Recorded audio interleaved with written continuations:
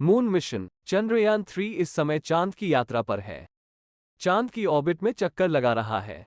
चंद्रयान-3 द्वारा भेजी गई पहली तस्वीरों इसरो ने जारी की है। इन तस्वीरों में चांद में गड्ढे नजर आ रहे हैं। क्या आप जानते हैं चांद पर इतने गड्ढे क्यों हैं? अक्सर हम किसी की तारीफ में कह देते हैं कि चांद सी खूबसूरती है। लेकिन चंद्रयान-3 द्वारा भेजी तस्वीरें दिखाकर उसकी तारीफ इस तरह से करें तो सामने वाला भड़क जाएगा। क्योंकि चांद पर हजारों गड्ढे नजर आ रहे हैं। क्या आपको पता है कि इतने गड्ढे कैसे बने? चंद्रयान-3 चांद का ऑर्बिट पकड़ने के बाद से चंद्रमा की ओर तेजी से बढ़ रहा है। इसे देखकर इसरो को भी उम्मीद है कि चंद्रयान 23 अगस्त को सफलतापूर्वक चांद पर लैंडिंग कर लेगा। चांद के ऑर्बिट में प्रवेश करने के साथ ही चंद्रयान ने चांद की कुछ तस्वीरें भेजी थी, जिस इसरो ने शेयर किया।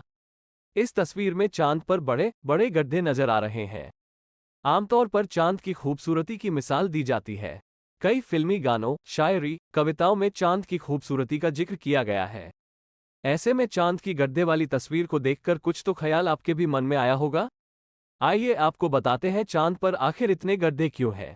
बता दें कि चांद के पास अपनी रोशनी तक नहीं है, वो सूरज से रोशनी उधार लेकर जगमगाता रहता है। पृथ्वी और चांद की यात्रा लगभग एक साथ शुरू हुई।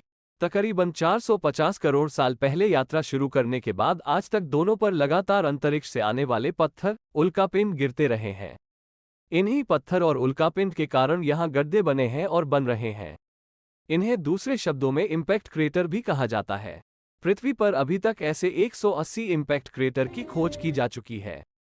चांद पर करीब 14 लाख गड्ढे हैं। इनमें से 9,137 से ज्यादा क्रेटर की पहचान की गई है। मजेदार बात यह है कि 1675 की तो उम्र का भी पता लगाया जा चुका है। एक दिलचस्प बात और है, इसके अलावा भी चांद पर गड्ढे हैं जिसे इंसान अभी तक देख नहीं पाए हैं। इसका कारण उस हिस्से पर पसरा अंधेरा है। चांद की सतह पर मौजूद गड्ढे सिर्फ इम्पैक्ट क्रेटर ही नहीं है। कुछ गड्ढे ज्वालामुखी विस्फोट से भी बने हैं। ये करोड़ों साल पहले की बात है। अंतरिक्ष स्पेस एजेंसी नासा ने चांद पर सबसे बड़े गड्ढा का पता 17 मार्च 2013 को लगाया था, जब एक 40 किलोग्राम का पत्थर चांद की सतह से 90,000 किलोमीटर प्रति घंटे की रफ्तार से टकराया था। चांद पर काले धब्बे को लेकर माना जाता है कि ये चांद पर समुद्र थे, जिसमें पानी नहीं, लावा भरा था। जब बहुत बड़ी बड़ी चट्टानें जाकर चांद से टकराई तो धमाके से बड़े बड़े गड्ढे बने, साथ ही चांद की बाहरी सतह फट गई। इससे अंदर का लावा बाहर आकर गड्ढे में भर गया। बाद में लावा ठंडा होने के बाद जम गया और काली चट्टानों में तब्दील हो गया। अब यही जमा हुआ लावा हमें काले धब्बे के रूप में दिखता है। 23 अगस्त को लैंडिंग करेगा चंद्रयान। बता दें अभी फिलहाल चंद्रयान-3 चांद के चारों तरफ 1900 किलोमीटर प्रति सेकंड की गति से चांद के चारों तरफ 170 km/h 4313 km के अंडाकार ऑर्बिट में यात्रा कर रहा है। 9 अगस्त की दोपहर 1:45 बजे करीब इसके ऑर्बिट को बदलकर 4 से 5000 किलोमीटर की ऑर्बिट में डाला जाएगा। इसके बाद 14 अगस्त की दोपहर इसे घटाकर 1000 किलोमीटर किया जाएगा। 5वें ऑर्बिट मैन्यूवर में इसे 100 किलोमीटर की कक्षा में डाला जाएगा।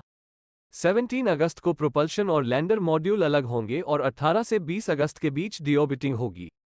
23 अगस्त को शाम करीब 5:47 पर चंद्रयान की लैंडिंग कराई जाएगी।